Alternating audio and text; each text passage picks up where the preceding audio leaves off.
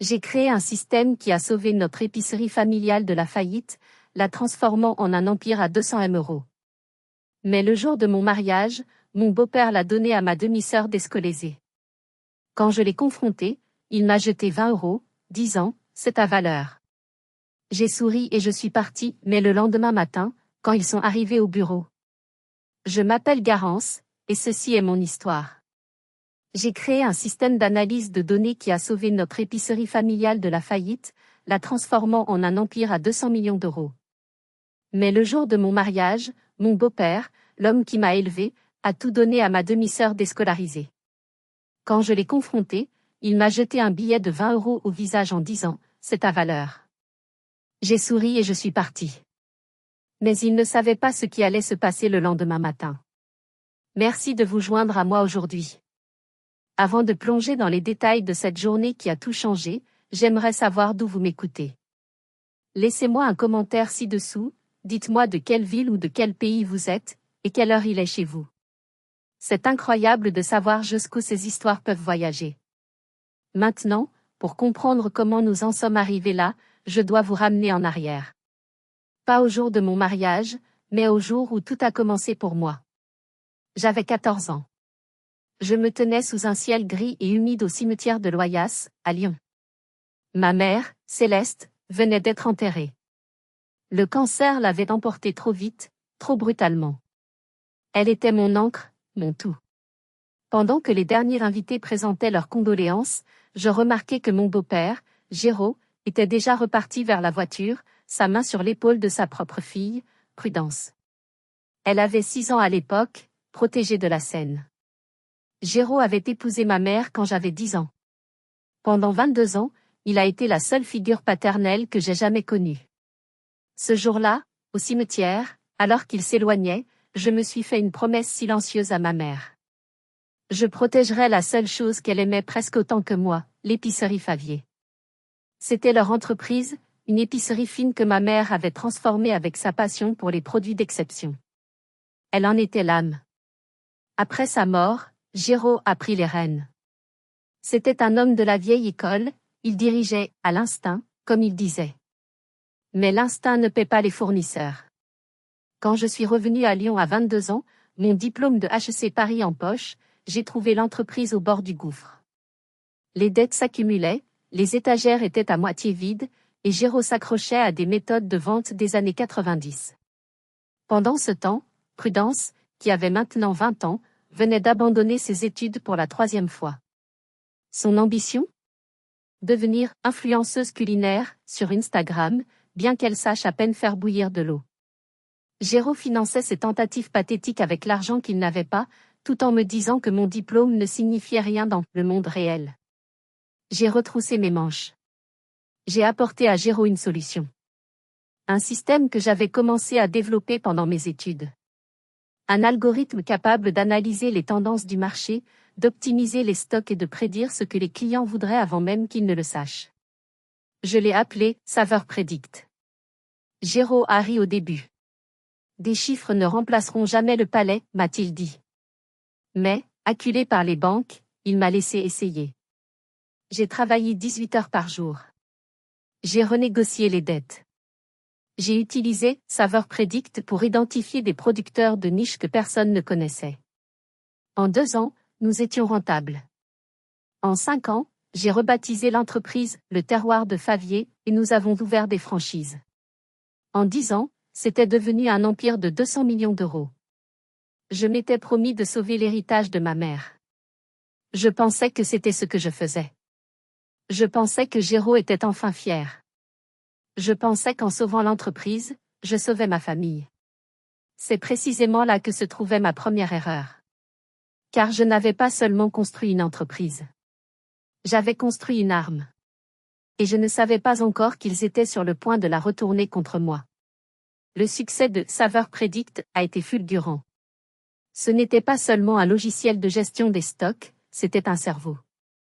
Il analysait les critiques de restaurants, les publications sur les réseaux sociaux, et même les bulletins météorologiques pour prédire les envies. Si une vague de froid était annoncée, il commandait du chocolat rare pour les fondus. Si un chef célèbre mentionnait le poivre de Timu, nous en avions déjà sécurisé l'exclusivité. Les grandes surfaces comme Carrefour et Auchan se battaient pour nos corners exclusifs.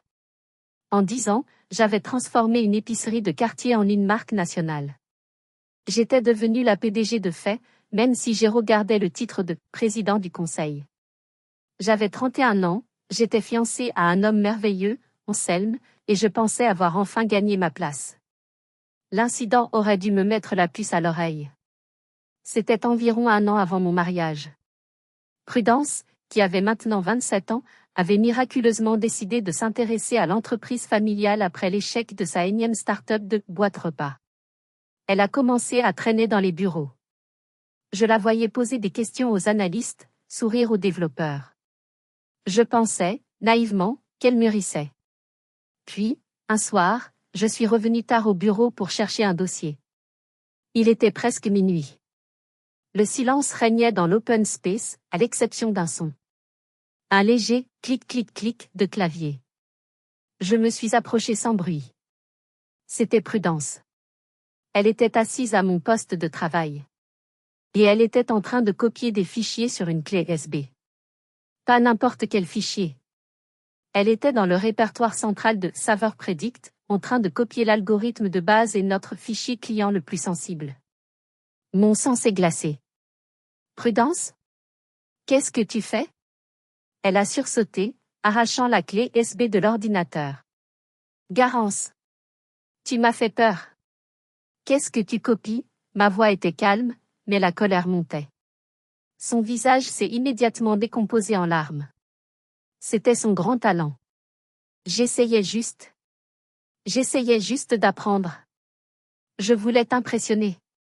Tu ne m'apprends jamais rien, tu me traites comme une idiote.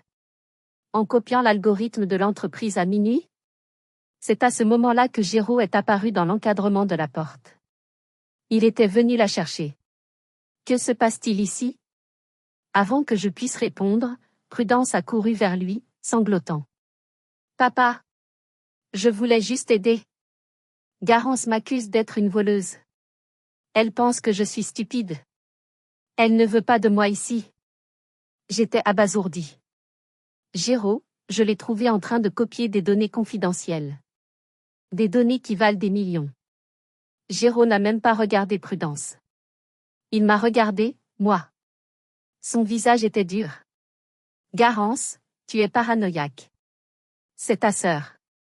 Elle essaie de s'intégrer. Au lieu de la soupçonner, tu devrais l'aider. Tu es trop dur. Tu deviens froide. Froide. Moi. Qui avais passé 10 ans à sauver sa peau. Elle essayait de voler, Géraud. Assez, sa voix a tonné. Je ne veux plus en entendre parler. Prudence, rentrons à la maison. Garance, éteins les lumières en partant. Je suis resté là, dans le noir, longtemps après qu'il soit parti. Ce n'était pas la tentative de vol qui me faisait le plus mal. C'était la facilité avec laquelle Géraud avait choisi son camp. Il n'était pas aveugle. Il refusait de voir. Cette nuit-là, je n'ai pas dormi. Le lendemain matin, je n'ai pas appelé Géraud. J'ai appelé mon avocat. J'ai utilisé mes propres économies, mes primes de performance que j'avais économisées. J'ai créé une nouvelle société holding, l'Avenir Gourmand, à mon nom propre. J'y ai transféré la propriété intellectuelle de Saveur Predict, que j'avais, heureusement, déposée à mon nom des années auparavant par précaution. Ensuite, j'ai fait rédiger par mon avocat un contrat de licence. L'Avenir Gourmand, moi, accordait à Le Terroir de Favier, l'entreprise familiale, le droit exclusif d'utiliser Saveur Predict. C'était une licence blindée, avec une clause très spécifique que Géraud, dans son arrogance, n'a jamais lu attentivement lorsqu'il l'a signée. La clause stipulait que la licence était valide et active, tant que j'occupais le poste de directrice générale des opérations. Si je devais être démise de mes fonctions, ou si je démissionnais pour une raison autre qu'une faute professionnelle de ma part, la licence serait révoquée. Immédiatement. J'avais construit un pare-feu. Je pensais que cela me protégerait. Je pensais que c'était une simple assurance. Je n'avais pas réalisé qu'il ne comptait pas attaquer mon pare-feu. Ils allaient attaquer mon cœur. Le jour de mon mariage est arrivé 1 an plus tard. J'avais 32 ans. La dernière année avait été tendue, mais stable. Prudence gardait ses distances, et Géraud semblait presque gentil. Il avait insisté pour payer une partie de la réception, un geste qui m'avait touché. Peut-être, pensais-je, qu'il essayait de se racheter. Le lieu était magique. Un domaine viticole dans le Beaujolais, baigné par la lumière dorée d'une journée de juin parfaite. Anselme, mon fiancé, m'attendait à l'hôtel. Anselme, il était mon havre de paix. Travailleur social, il passait ses journées à aider des jeunes en difficulté. L'argent, les millions, l'empire, cela ne l'impressionnait pas. Il m'aimait, moi. Garance. Pas la PDG. J'ai marché dans l'allée au bras de Géraud. Il m'a souri. J'ai cru y voir de la fierté. Je me suis accroché à ce sourire. La cérémonie fut parfaite. Les vœux furent échangés. Les larmes de joie coulèrent. Nous étions maintenant au dîner.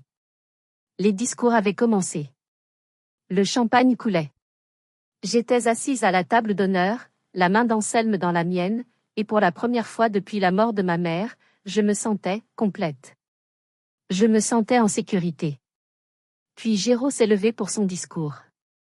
Il a tapoté sur son verre. Bonsoir à tous, sa voix portait dans le silence.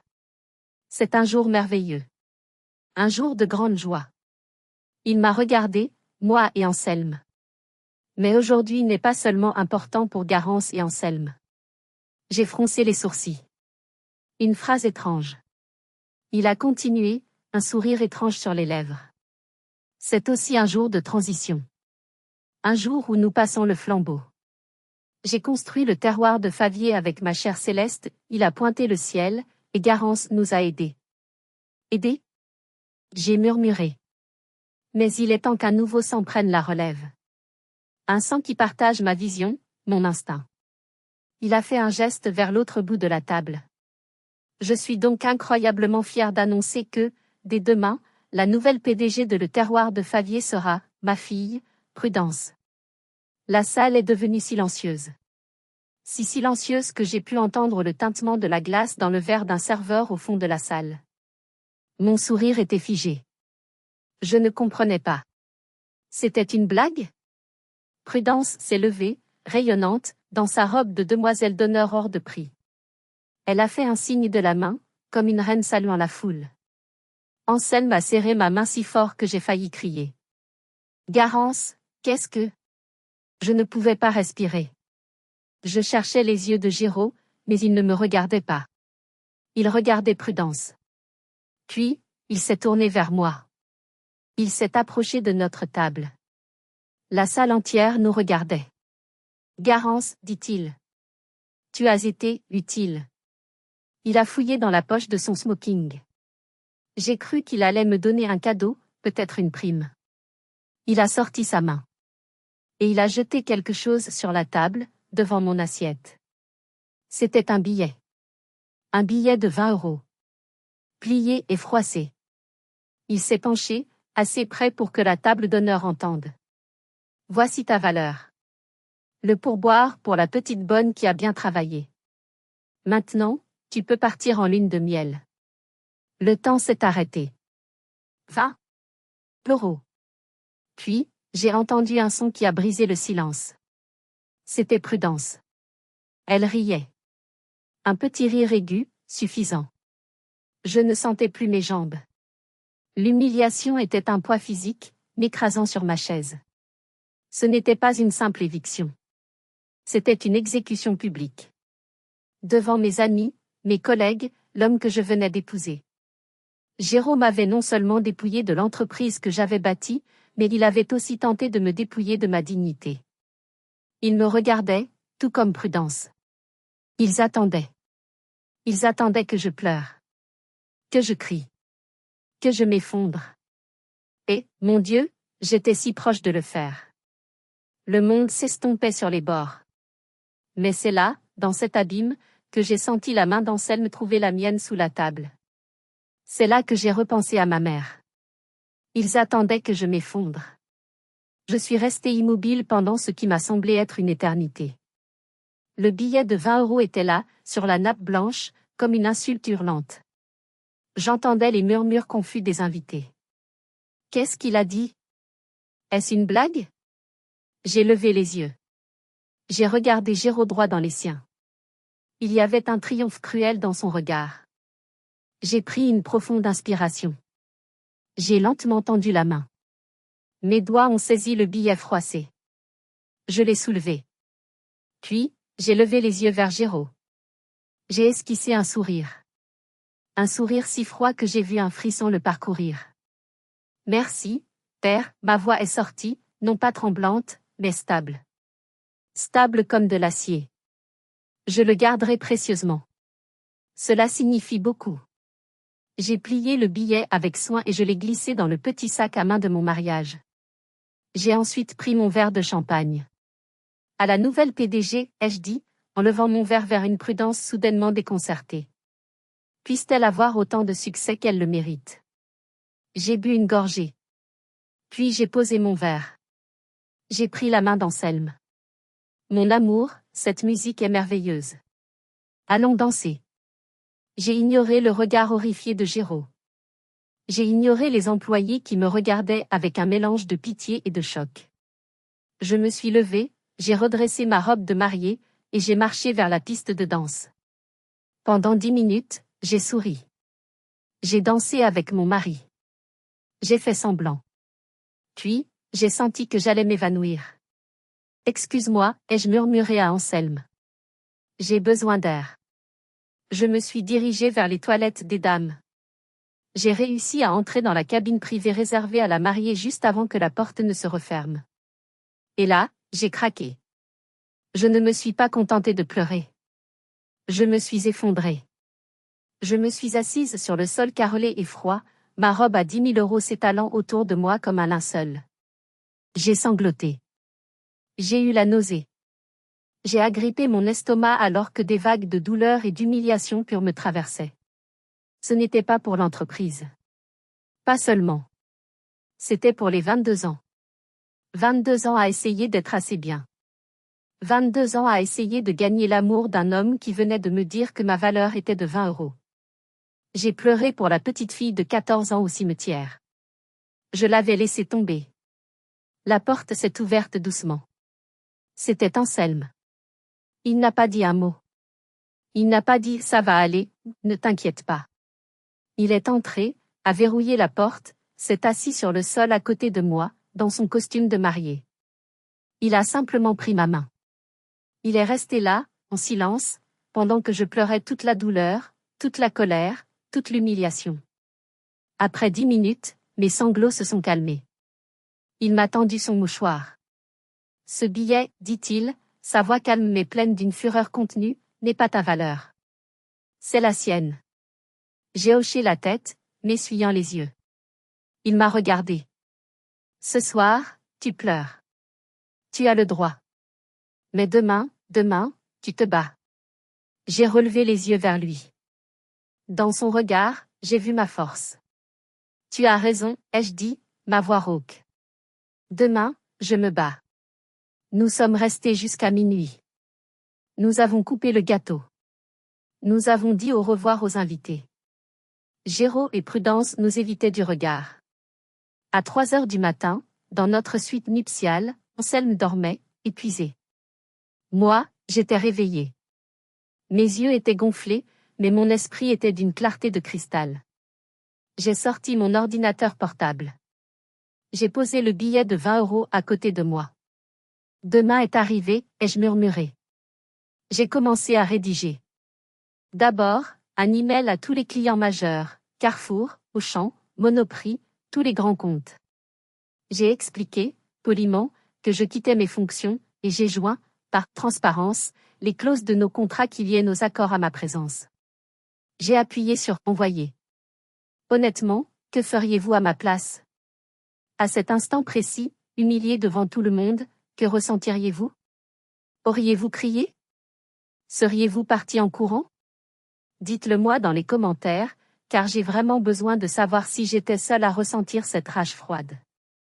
Ensuite, J'ai ouvert un autre programme. Le portail d'administration de l'avenir gourmand.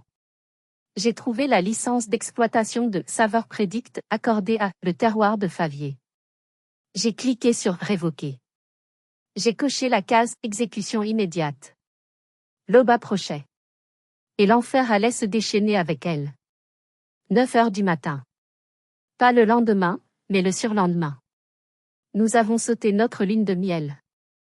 Anselme m'a conduite au siège social de Le Terroir de Favier, dans le quartier de la Presqu'île. Je n'ai pas choisi ma tenue au hasard. J'ai porté le tailleur pantalon le plus cher et le plus puissant que je possédais. Un rouge profond. Des talons hauts qui claquaient sur le marbre du hall d'entrée comme des coups de feu. L'ambiance dans l'open space était électrique. Le chaos. J'ai vu des chefs de département courir, leurs visages blêmes. Des téléphones sonnaient sans que personne ne réponde. Les écrans des analystes étaient figés. Saveur Predict avait été désactivé à 6 heures du matin, heure de Paris. Tous les terminaux, tous les systèmes de logistique, tous les algorithmes de commande étaient morts. Je n'ai pas ralenti. J'ai marché droit vers la grande salle de réunion vitrée. Ils étaient là. Géraud et la nouvelle PDG, Prudence. Prudence était en larmes, ses cheveux blonds en désordre. Elle était toujours dans sa robe de la veille, tachée de champagne. Géraud, lui, était au téléphone, son visage d'un violet inquiétant. « Qu'est-ce que vous voulez dire par « ils ne répondent pas » ? Appelez-les encore. J'ai poussé la porte en verre. Le silence s'est fait. « Bonjour » ai-je dit, ma voix résonnant dans la pièce. « Toi » Géraud a jeté son téléphone sur la table. « Qu'est-ce que tu as fait ?» Rien ne fonctionne. Prudence a relevé la tête, ses yeux gonflés. Le système, il est cassé. Les commandes ne partent pas. Je n'y comprends rien. Répare-le. Le réparer? J'ai presque souri. Je ne peux pas. Je ne travaille plus ici. Vous m'avez congédié. Vous vous souvenez? Ce n'est pas le moment de faire des blagues, Garance, a hurlé Géraud. Rallume cette machine. Je ne peux pas. Elle ne vous appartient pas. J'ai sorti ma tablette de mon sac. Je l'ai connectée au grand écran de la salle. 3 documents sont apparus, l'un après l'autre. Le premier était ma lettre de démission officielle, citant une rupture de confiance irréparable et une humiliation publique comme motif. Le deuxième était une cascade de captures d'écran. Des emails de Carrefour, d'Auchan, de Monoprix, tous activant leur clause de rupture de contrat. Perte de 8 des 10 plus gros clients, ai-je annoncé calmement. Une perte estimée à 150 millions d'euros de revenus annuels. Le troisième document était le contrat de licence. J'ai zoomé sur la clause de révocation. Et ceci, c'est l'avis de révocation de la licence de Saveur Predict, effectif ce matin à 6 heures. Conformément au contrat que vous avez signé, Géraud. Prudence pleurait hystériquement maintenant. Papa! Fais quelque chose. Géraud m'a regardé. La haine dans ses yeux était pure. Tu as tout planifié. Espèce de petite vipère. Non, ai-je dit. Je me suis juste protégé. Ce que vous, en tant que président, auriez dû faire pour l'entreprise. Je l'ai construite, il a frappé la table. Je l'ai construite avec M1 instinct. Mes mains. Pas avec tes chiffres stupides. Ah. La vérité. Enfin. La jalousie. Ce n'était pas seulement la cupidité de Prudence. C'était l'ego blessé de Géraud. Mon système avait prouvé que son instinct était obsolète.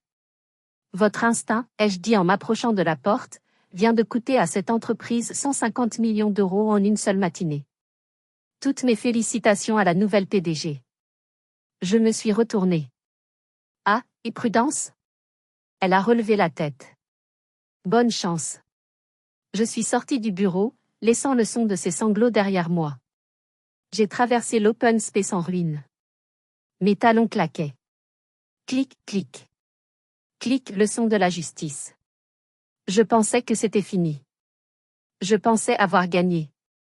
Mais je ne savais pas à quel point ils étaient prêts à se battre salement. Je pensais avoir gagné la guerre, mais il venait de lancer une nouvelle bataille, bien plus personnelle. La chute de Le Terroir de Favier a été rapide et brutale. En 3 jours, la nouvelle de la perte de leur contrat majeur et de leur cerveau technologique s'est répandue. L'action, pour la petite partie qui était cotée, s'est effondrée. J'avais déjà déménagé. J'ai loué un petit espace de bureau temporaire pour l'avenir gourmand. Mon téléphone n'arrêtait pas de sonner. C'étaient mes anciens clients. Garance, où signons-nous? Nous n'avons pas acheté le nom Favier, nous avons acheté votre système. J'ai commencé à reconstruire. Anselme était à mes côtés, préparant du café, filtrant les appels. J'étais épuisée, mais je me sentais vivante. C'est Anselme qui l'a vu en premier. Il était parti acheter le petit déjeuner. Il est revenu, le visage fermé, un journal local à la main. Pas Le Monde ou Les Échos. Non. Un journal local à grand tirage, Le Progrès. Il l'a posé sur mon bureau. Garance, ne t'énerve pas. J'ai regardé la première page. Et j'ai senti le sol se dérober à nouveau. La une était une photo de moi. Une vieille photo, datant d'il y a des années. Une photo de moi et de ma mère, Céleste. Nous étions souriantes, dans l'ancienne épicerie. Le titre, en lettres capitales, barrait la page. La fille indigne, elle vole les recettes secrètes de sa mère et met son père adoptif à la rue. J'ai arraché le journal des mains d'Anselme. L'article était un chef-d'œuvre de venin. C'était une interview exclusive de Géraud. Il pleurait. Il disait qu'il m'avait recueilli, élevé comme sa propre fille. Il disait que j'avais profité de sa confiance, que j'avais volé les recettes secrètes de ma défunte mère. Il n'y avait pas de recettes secrètes, c'était un algorithme. Il prétendait que j'avais attendu mon mariage, payé par lui, pour planter le couteau dans le dos et tout prendre, le laissant, lui et sa pauvre fille Prudence, avec rien. Il m'a dépeinte comme une intrigante froide, calculatrice, une sorte de Cendrillon maléfique qui avait volé l'héritage. C'était un coup de génie diabolique. Il ne m'attaquait pas sur le plan commercial. Il m'attaquait sur le plan moral. Ils utilisaient l'image de ma mère décédée contre moi. L'impact a été immédiat. Mon téléphone a recommencé à sonner. Mais cette fois, c'étaient les investisseurs potentiels, les nouveaux partenaires. Eux, Garance, on a vu l'article. Il y a des choses qu'on devrait savoir? Même Anselme, mon roc, était secoué. On doit les poursuivre en diffamation, Garance. C'est dégoûtant. J'ai regardé la photo de ma mère. J'ai regardé le titre mensonger. J'étais furieuse. Mais la poursuite en diffamation serait longue. Lente. D'ici là, ma réputation serait détruite. Non. Je n'allais pas jouer à leur jeu. J'allais changer les règles. Anselme, ai-je dit, ma voix dangereusement calme. Ils ont fait une erreur. Laquelle? Ils ont utilisé la presse. Mais ils ont utilisé un petit pistolet à eau. Ils pensent que je suis la seule à pouvoir raconter cette histoire. J'ai attrapé mon téléphone. Je n'ai pas appelé mon avocat. J'ai appelé le bureau de Paris d'une journaliste économique très respectée du journal Les Échos. Bonjour, Madame Dupont. Vous ne me connaissez pas. Je m'appelle Garance. Oui, celle de l'article du Progrès. Je vois que vous l'avez lu.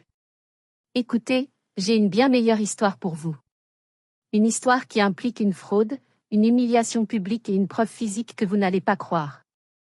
Je l'ai regardée, posée sur mon bureau. La relique de mon humiliation. Apportez votre photographe, ai-je dit. J'ai quelque chose à vous montrer. Géraud avait oublié un détail crucial. Il avait oublié la seule chose qu'il m'avait donnée. La journaliste des Échos, appelons-la Madame Dupont, était sceptique. Je l'entendais à sa voix. Garance, j'ai lu l'article. C'est une histoire de famille sordide? C'est une histoire d'entreprise, je l'ai coupé, net. Une histoire de propriété intellectuelle et de rupture de contrat. L'histoire familiale, c'est juste le mobile. Elle a accepté de me rencontrer, plus par curiosité qu'autre chose. Elle est arrivée à mon bureau temporaire le lendemain, l'air professionnel et distant. Je n'ai pas pleuré. Je n'ai pas crié à l'injustice. J'ai fait ce que je fais de mieux, j'ai présenté les faits. Madame Dupont, Géraud prétend que j'ai volé les recettes de ma mère. Ceci, et j'ai projeté sur le mur les brevets et les enregistrements de l'Avenir Gourmand et de l'algorithme Saveur Prédicte. Ce sont les dépôts de propriété intellectuelle, tous à mon nom, enregistrés il y a plus d'1 an, juste après que j'ai surpris ma demi-sœur en train de copier ces mêmes fichiers. Les yeux de la journaliste se sont aiguisés. Elle a commencé à prendre des notes. Géraud prétend qu'il m'a élevé et que je l'ai trahi. Ceci, j'ai projeté l'email que j'avais envoyé à Géraud après l'incident de la clé USB, l'avertissant de la menace. Et sa réponse, tu es paranoïaque, Garance. Géraud prétend que je l'ai poignardé dans le dos. Ceci, j'ai projeté le plan de la salle de mon mariage, la liste des invités. C'est la scène de son annonce, devant 200 de nos collègues, clients et amis. C'est parole contre parole, Garance, dit-elle doucement. Il dit que vous êtes une intrigante. Vous dites qu'il est un tyran. Je sais, ai-je répondu. C'est pourquoi j'ai gardé ceci. Je me suis levée. J'ai ouvert le tiroir de mon bureau. J'ai sorti un petit sac en plastique transparent, comme ceux pour l'épreuve. À l'intérieur se trouvait le billet de 20 €, froissé. Je l'ai posé sur la table entre nous. Qu'est-ce que c'est? C'est ma prime de licenciement. C'est le paquet de départ que Géraud m'a donné le jour de mon mariage, devant 200 personnes, en me disant « c'est ta valeur, point ». Madame Dupont a regardé le billet. Elle m'a regardé. Elle a regardé le billet à nouveau. J'ai vu le moment exact où elle a compris. J'ai vu la journaliste sceptique disparaître, remplacée par la prédatrice flairant l'histoire de l'année. Vous avez des témoins? La moitié de la communauté des affaires de Lyon, ai-je répondu. Elle n'a pas dit un mot. Elle a fait signe à son photographe. Prenez une photo. Un gros plan. Assurez-vous qu'on voit bien la saleté sur le billet. L'article est sorti 48 heures plus tard. En une des Échos. La vérité à 20 €, comment la prodige de la food tech a été trahie par sa famille et reconstruit son empire en 48 heures. L'histoire était dévastatrice. Elle ne se contentait pas de me défendre, elle exposait Géraud. Elle publiait l'email de Paranoia. Elle citait des dizaines d'employés et d'invités, anonymes, qui confirmaient l'incident du billet de 20 €. Elle décrivait Géraud non pas comme un père au cœur brisé, mais comme un homme d'affaires dépassé, jaloux du succès de sa belle-fille, qui a préféré s'aborder son entreprise plutôt que de la voir réussir. L'article du Progrès? Il a été discrédité en 1 heure. L'histoire de la fille indigne s'est transformée en légende de l'entrepreneur trahi. Mon téléphone a explosé. Ce n'étaient plus des appels d'investisseurs inquiets. C'étaient des investisseurs en capital risque. C'étaient les PDG de mes anciens clients, furieux contre Géraud. Garance, nous sommes avec vous. Envoyez-nous le contrat. L'Avenir Gourmand est né, non pas dans les cendres, mais dans le feu de la vérité. J'ai engagé 10 de mes meilleurs anciens analystes en 1 journée. Nous avons travaillé jour et nuit. Et puis, 1 semaine après la publication de l'article, alors que le terroir de Favier était officiellement placé en liquidation judiciaire, j'ai reçu le SMS que je savais devoir arriver. C'était Prudence. S'il te plaît. Je t'en supplie. On doit se voir. Si vous êtes arrivé jusqu'ici, laissez un commentaire pour nous dire ce que vous auriez fait à la place d'OP. Vous pouvez aussi écrire simplement le chiffre 1 pour montrer que vous suivez encore. Et dites-nous, vous regardez cette histoire depuis quelle région ou quel pays? J'ai fixé le message pendant 1 minute entière. Je t'en supplie. Quelle différence 1 semaine et une faillite pouvaient faire? J'ai accepté. Pas par pitié. Par curiosité. Je voulais voir ce qu'il restait quand on enlevait le pouvoir, l'argent et l'arrogance. J'ai choisi le lieu. Un petit café de quartier à la Croix-Rousse, loin des bureaux vitrés et des restaurants étoilés. Un endroit simple, anonyme. Elle est arrivée en retard. J'ai failli ne pas la reconnaître. Fini les sacs Chanel et les talons aiguilles. Elle portait un jean usé et un pull informe. Ses cheveux, habituellement impeccablement blonds, était attachée en un chignon négligé. Elle avait l'air ordinaire et fatiguée. Elle avait vieilli de 10 ans. Elle s'est assise en face de moi, évitant mon regard. Elle a commandé un café qu'elle n'a pas touché. Alors, ai-je commencé, rompant le silence. Tu voulais me voir. Elle a éclaté en sanglots. Pas les larmes de crocodile théâtrales que j'avais vues dans le bureau. C'étaient des sanglots laids, épuisés. Tu dois nous aider, Garance, a-t-elle murmuré à travers ses larmes. Tout est parti. Tout. Qu'est-ce que tu veux que je fasse, Prudence? Il n'y a plus rien à sauver. Le père, il n'est plus le même. Il ne sort plus de sa chambre. Les créanciers appellent jour et nuit. Ils vont prendre la maison. Ils ont tout pris. Ce n'est pas ils, Prudence. C'est vous. Vous avez tout pris. Elle a relevé la tête, et pour la première fois, j'ai vu de la colère.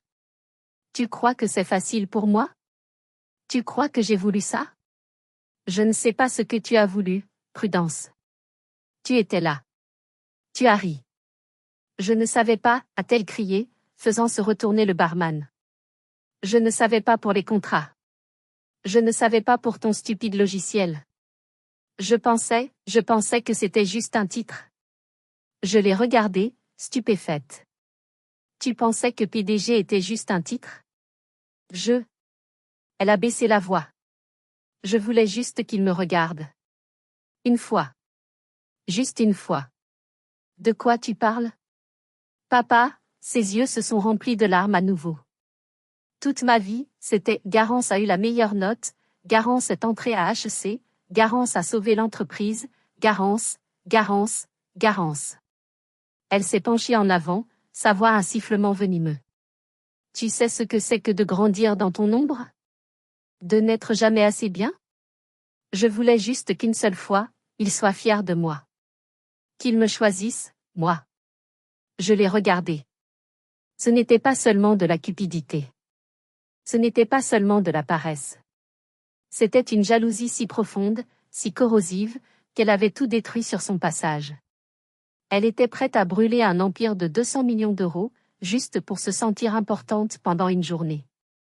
Alors, ai-je dit lentement, le jour de mon mariage, quand il m'a publiquement humiliée, quand il m'a jeté 20 euros et t'a tout donné, tu as pensé quoi? Elle a eu un moment d'honnêteté. Un seul. Elle a baissé les yeux vers son café froid. J'ai pensé. Enfin. C'est mon tour. J'ai hoché la tête.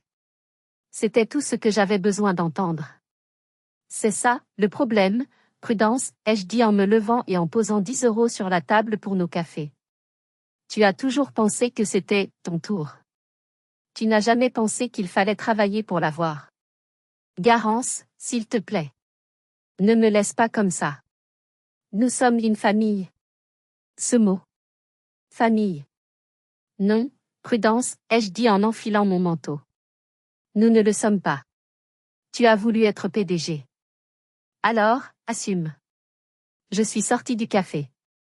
Je n'ai pas regardé en arrière.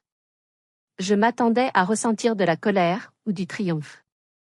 Mais en marchant dans la rue ensoleillée de Lyon, je ne ressentais rien. Juste, du vide. Une légèreté. Ce n'était pas de la haine que je ressentais pour elle.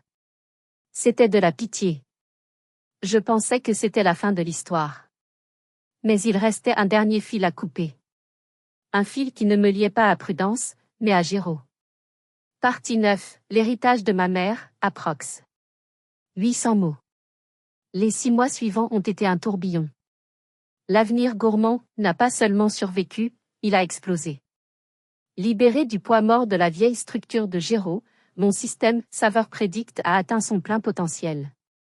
J'ai signé des contrats de distribution exclusifs non seulement en France, mais aussi en Allemagne et au Royaume-Uni.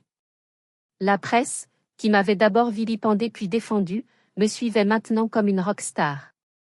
La prodige à 20 euros était devenue la visionnaire à 600 millions d'euros. C'était la nouvelle valorisation de ma société après une levée de fonds record. Si vous êtes encore avec moi, merci de votre soutien. L'histoire aurait pu s'arrêter sur cette vengeance financière, et beaucoup de gens pensent que c'est là le but. Mais la vengeance, c'est ce qui vous consume. Ce n'est pas la fin.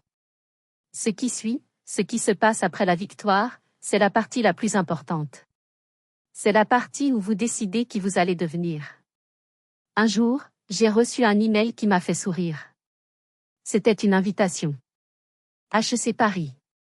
Mon ancienne école. Il m'invitait à être l'oratrice principale de la cérémonie de remise des diplômes. Le thème, reconstruire à partir de zéro. Moi, Garance. L'outsider. La fille de.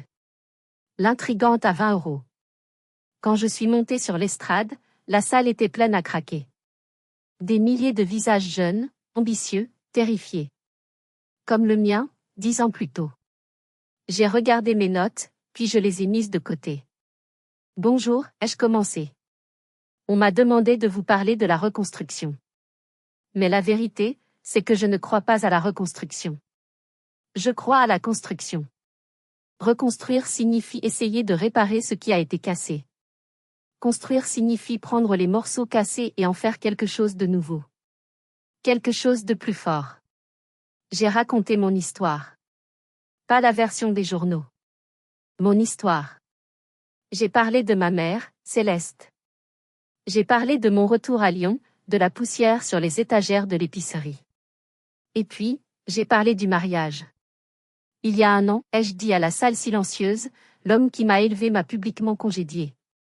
Il m'a dit que ma valeur, tout ce que j'avais construit, tenait dans un seul billet de 20 €.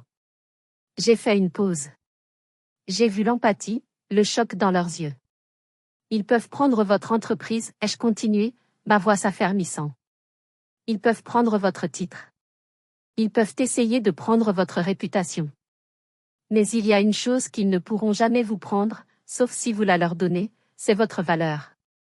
Votre valeur n'est pas déterminée par leur approbation. Elle n'est pas dans leur poche ou dans leur compte en banque. Elle est en vous.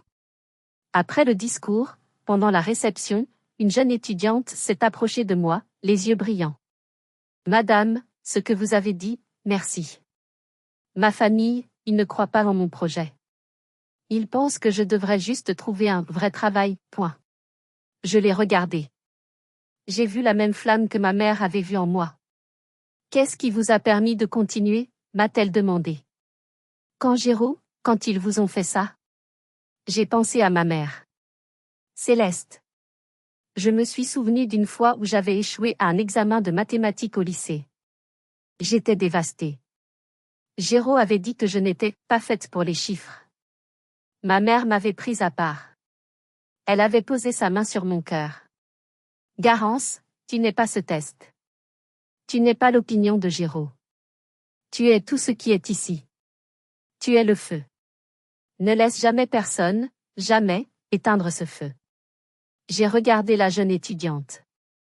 Ce n'est pas ce qui m'a permis de continuer, lui ai-je dit. C'est ceux qui m'ont permis de continuer. C'est la voix de ma mère dans ma tête. C'est la main de mon mari dans la mienne. Trouvez vos voix. Trouvez vos mains. Et n'écoutez jamais ceux qui essaient d'éteindre votre feu. En rentrant chez moi ce soir-là, conduisant à travers Paris la nuit, je me sentais enfin en paix. Je ne me battais plus contre Géraud ou Prudence. J'étais en train de construire quelque chose. Un héritage. L'héritage de ma mère. Je pensais que le chapitre était clos. Jusqu'à ce que je trouve l'enveloppe sur le paillasson de mon appartement. L'enveloppe était simple, blanche. L'adresse était écrite d'une main que je connaissais, mais que je n'avais pas vue depuis longtemps. Une écriture autrefois ferme, maintenant visiblement tremblante. C'était l'écriture de Géraud. Mon cœur a manqué un battement. Anselme l'a vu. Qu'est-ce que c'est? Une lettre, ai-je dit. De lui. Je suis restée là, dans l'entrée, la lettre à la main. Qu'est-ce que ça pouvait être? Des excuses? Des insultes? Une nouvelle demande? Il y a 1 an, j'aurais déchiré cette enveloppe, affamée. Affamée d'une explication, d'une excuse, d'une forme quelconque de reconnaissance. La Garance de 14 ans en moi aurait tout donné pour un mot de Géraud disant « Je suis désolé, j'avais tort ». Mais je n'étais plus cette personne. J'ai posé la lettre sur la table de l'entrée. Je n'ai pas les ouverte. Anselme m'a regardé, curieux. Tu ne vas pas la lire? Pas maintenant, ai-je dit. Ce soir-là, je n'arrivais pas à dormir. Je me suis levée et je suis allée dans mon bureau. J'ai ouvert un tiroir. J'ai sorti un vieux carnet de croquis que ma mère m'avait donné. Je l'avais transformé en album. Il n'y avait pas beaucoup de photos. Quelques-unes de ma mère et moi, souriant dans l'ancienne épicerie. Une photo de moi le jour de ma remise de diplôme à HEC, l'air si jeune. Une photo de mon premier bureau chez Le Terroir de Favier. Une photo d'Anselme et moi lors de notre premier rendez-vous. Et puis, il y avait la dernière page. Sur cette page était collé un seul objet. Le billet de 20 €. Froissé. Taché. Je l'avais gardé. Pendant des mois, il avait été dans mon portefeuille, un rappel brûlant de l'humiliation. Un symbole de ce contre quoi je me battais. C'était mon carburant.